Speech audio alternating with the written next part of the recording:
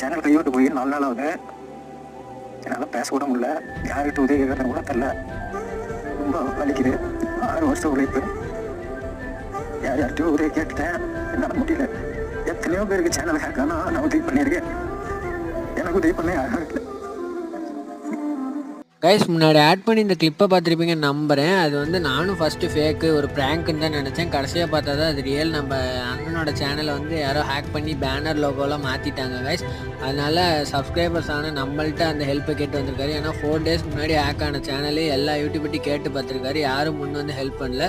So அவரோட full and full gaming ஸ்கில்லை மட்டும் வச்சு வளர்ந்து வந்த யூடியூபரோட நிலைமை இப்போ இப்படி இருக்குது தமிழ் கம்யூனிட்டியில்.